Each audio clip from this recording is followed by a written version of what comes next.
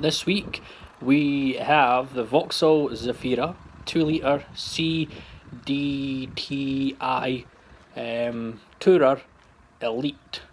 I think the Tourer means it's slightly bigger. As you can tell from this video, it's huge, just fits in the drive and no more.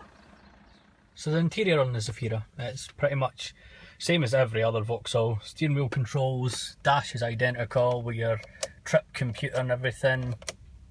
So yeah, it's all good. Ignore the miles per gallon because that's not true to what I got. Coming up the road I got about 47 miles per gallon, which is alright for a big car like this.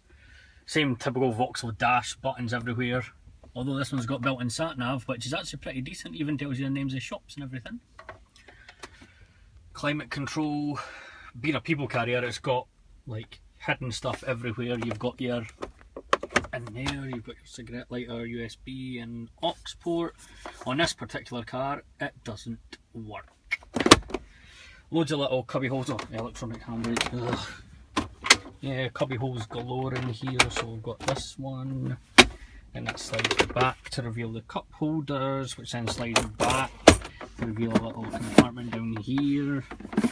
So yeah, typical family car with loads of hidden little cubby holes. Heated seats, which is nice.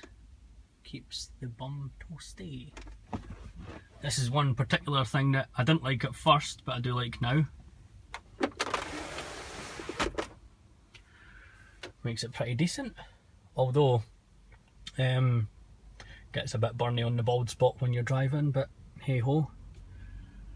Bugger replacing that windshield though. In the back, they're folded down at the moment, but it's 3 seats in the back, and you've also got your 2 seats at the very back that pull up. Big sunroof there, but it's got an electric sun blind on it. Yeah, it's actually it's nice, I like it.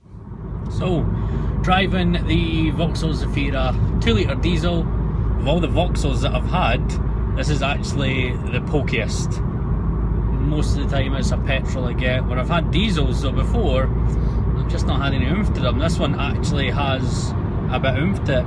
Go overtake and it shifts. I'd have expected less than that being a big car. But yeah, it's been a good drive actually. I don't know what else to say. It doesn't drive like a big car.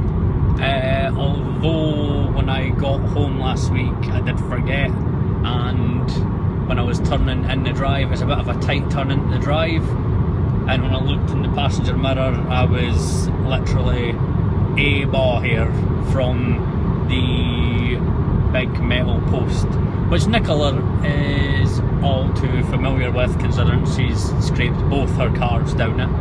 But hey ho, so yeah, that's a good car. Now as well with this one, number of Lee Moyers. It's a bit of a tricky one to answer this. We don't have Lee available for testing, but all the seats in the back drop down.